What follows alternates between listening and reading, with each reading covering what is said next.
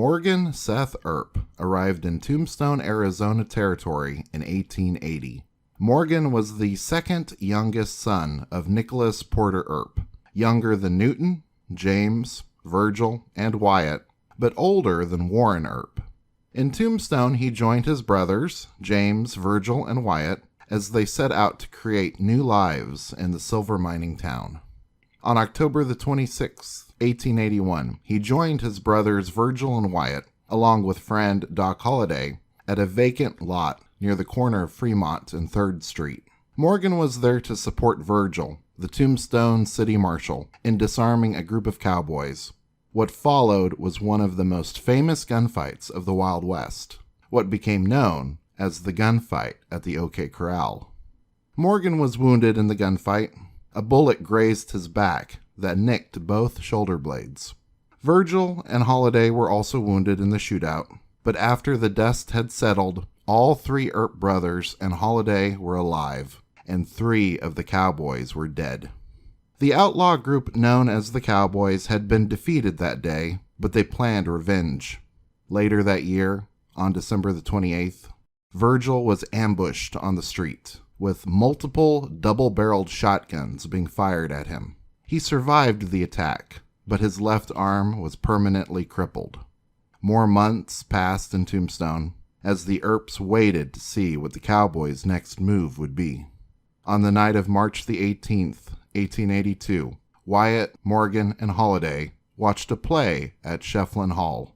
After they left, Morgan was in the mood for a game of pool, so Wyatt and him went to Campbell and Hatch's billiard parlor. From the Weekly Arizona Citizen, Tucson, Arizona, March the 26th, 1882. Death of Morgan Earp. Shortly after 11 o'clock on Saturday night, after leaving the theater, Morgan Earp, while playing a game of billiards in Campbell and Hatch's saloon in Tombstone, was shot by some unknown person from the rear of the building, who fired 2 shots through the glass door, one of which entered the right side of Earp's abdomen, below the ribs, passing completely through and shattering the spinal column. The spent bullet then entered the thigh of George B. Berry and lodged near the bone, creating a bad flesh wound. Morgan Earp was immediately removed to a lounge by his brothers and friends, and surgeons were summoned. The wound was pronounced fatal, and death ensued in a little less than an hour after the shot was fired. Of the death scene and the theory of the shooting, the Nugget says, although he suffered great agony until he died, no word of complaint escaped his lips, which in a short time were closed and silent in death. The only words heard, excepting those whispered to his brother before he died, was when his friends attempted to raise him to his feet. He then said, "Don't. I can't stand it. This is the last game of pool I'll ever play." A few minutes after the fatal shot was fired, his brothers, Virgil, James, and Warren, with the wives of the first 2, were by his side. The scene at his death couch was affecting. Only a few were admitted into the room where the dying man lay. Each breath came with a gasp and a struggle as his heart yielded drop after drop of its lifeblood. Around him were those whose lives were wrapped in his very existence. But sighs, lamentations, and bitter tears could not avail or stay the last fleeting breath while departing from a body calm and heroic in its suffering, even as it entered the portals of death. At the front door of the saloon stood a hound, raised by the brothers, who, with that instinct peculiar to animals, seemed to know that his master had been struck down, and despite of threats or entreaties, remained whining and moaning, and when the body was taken to the hotel, no sadder heart followed than that of the faithful dog. At this hour, while the horror of the assassination is yet fresh, the air is full of rumors, speculations, and theories as to who committed the deed and how it was done. Certain it is that the shots came from pistols. The bullet holes in the door prove this, and their direction lead to the belief that one of the parties must have stood upon a barrel, either with the intention of shooting Wyatt Earp or intimidating those inside, and thus preventing anyone from going out and obtaining sight of the assassin. After the shots, those engaged in the affair immediately escaped through a small alley leading out to Fremont Street. But owing to the lateness of the hour and the darkness of the night, no clue could possibly be obtained. Strict search will be made today, and all that detective ability can accomplish will be done to ferret out and punish the depredators. A short time before the shooting, 2 men were seen standing near the door through which the shots were fired, and immediately after, 3 men were seen running rapidly from the scene of the tragedy toward Fremont Street. From the Tombstone Weekly Epitaph, Tombstone, Arizona, March the 27th, 1882. Coroner's inquest on the body of the late Morgan S. Earp. Spence, Stillwell, Freeze, and 2 Indians alleged to be implicated in the assassination. The coroner's jury, having finished its labor of investigating into the killing of Morgan S. Earp on Saturday night last, and Coroner Matthews, having filed his report of the same, with a transcript of the evidence and verdict of the jury, with the clerk of the district court as required by law, the Epitaph publishes the same in connected form for the benefit of its numerous readers and the public generally. It is seldom that a jury of investigation are enabled to bring out so strong an array of evidence upon a preliminary examination as in the present case. Unfortunately for the cause of law and order, the violent taking off of Stillwell at Tucson on Monday night has put him beyond the reach of earthly tribunals. Peter Spence has surrendered himself to the sheriff and is now in custody. His examination will come up before Judge Wallace at 10 o'clock tomorrow morning. Certificate of the Coroner. Territory of Arizona, County of Cochise, I hereby certify that the following and annexed papers contain a transcript of the testimony submitted to a jury of inquest impaneled by me as coroner of Cochise County, Arizona Territory, in the town of Tombstone, Arizona Territory, on March the 19th, 1882, to inquire into when, where, and by what means one Morgan S. Earp came to this death, and that the finding of said jury was that his death was caused, as they believe, from the effect of a gunshot or pistol wound on the night of March 17, 1882, by Peter Spence, Frank Stillwell, one John Doe Freeze, and an Indian called Charlie, and another Indian, name unknown. H. M. Matthews, Coroner, Cochise County, Arizona Territory. Evidence in the case. Dr. G. E. Goodfellow was the first witness who was called in this case and testified to seeing Morgan S. Earp on the floor of Campbell and Hatch's saloon after he was shot. The doctor also stated as to the nature of the wound and the probable cause of death. Witness knew nothing of the circumstances which led to the wound. The wounded man lived from half to 3/4 of an hour after he arrived. Dr. W. S. Miller saw Mr. Earp before Dr. Goodfellow and corroborated all the remarks of the last named.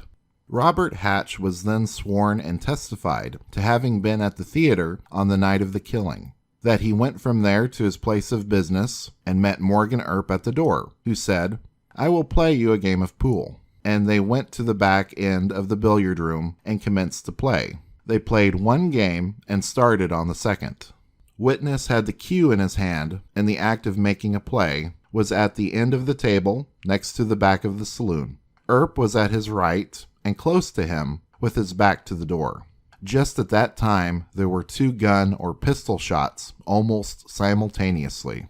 Did not know at that moment where they came from, got out of range of the door. Just at that moment, witness saw Earp fall. In about 8 or 10 seconds, witness passed through the card room into the backyard, but could not see anyone as it was very dark.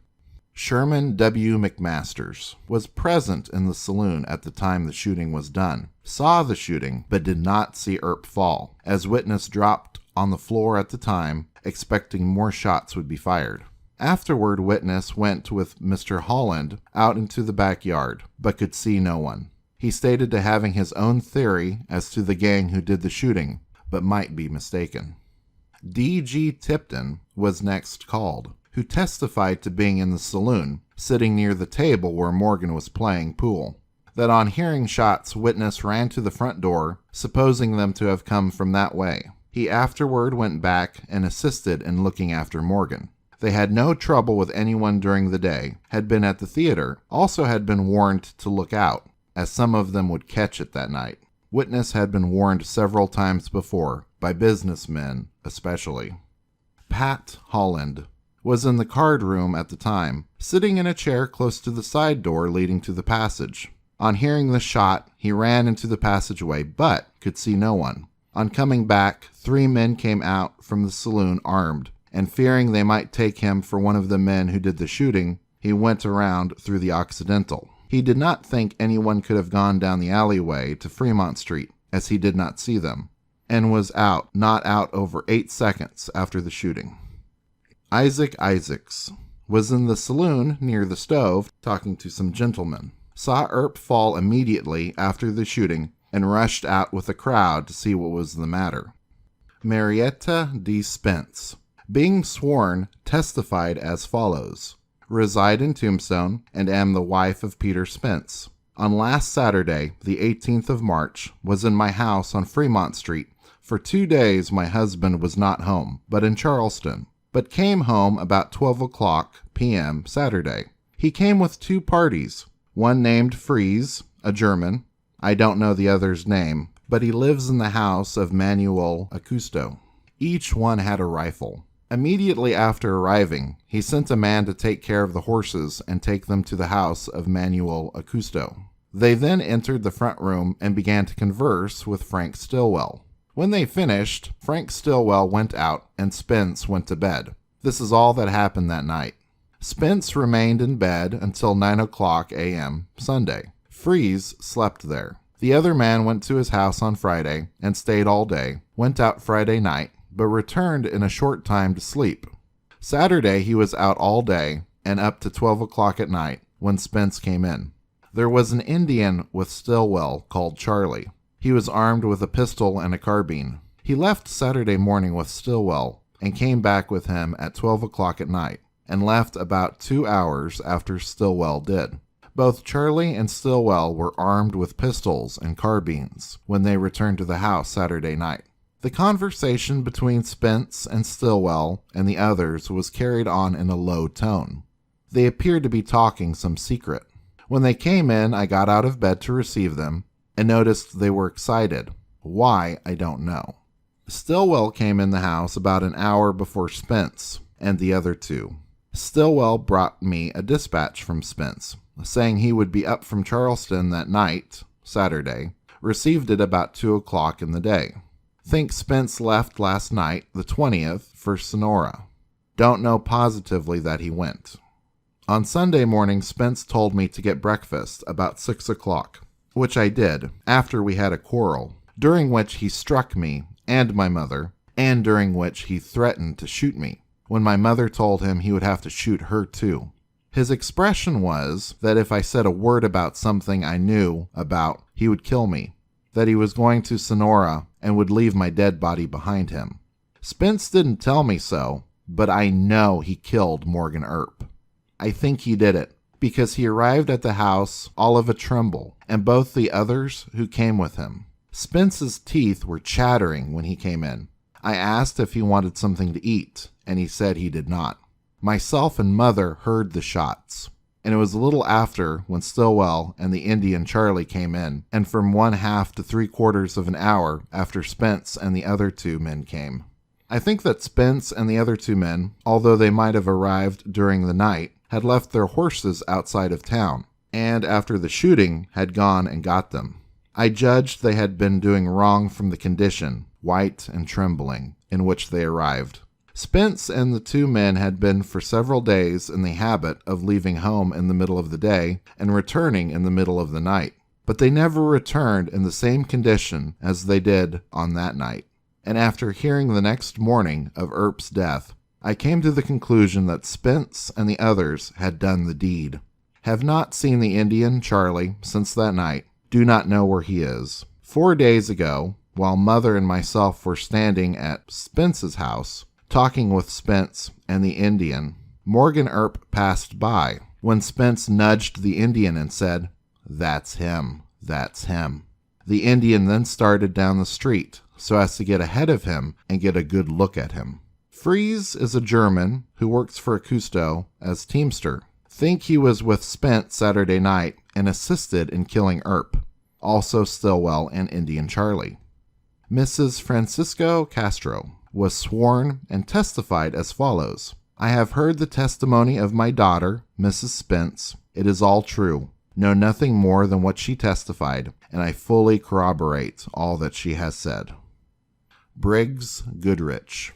On the 18th, Wyatt Earp said to me, "I think they were after us last night. Do you know anything about it?" I replied, "No, I was not down there." He then said, "Do you think we are in any danger?" I said they were liable to get it in the neck at any time. He said, "I don't notice anybody particularly in town now, any of the crowd."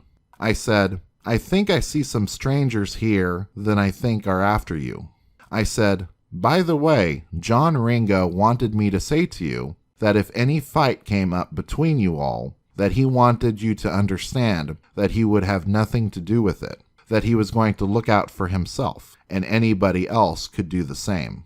I think from what Frank Stillwell said that there would be some trouble. He said there were some boys in town who would toe the mark, and the worst of it was the Earps would think he was in it, as they did not like him. I told him I would tell them the same for him as I had for John Ringo, and he said no, that he would rather die than let them know that he cared a damn what they thought. I advised him to keep off the street of nights, and then he would be able to prove an alibi. I saw two men on Saturday night, after the theater was out, standing on the opposite corner of the street. They appeared to be watching someone.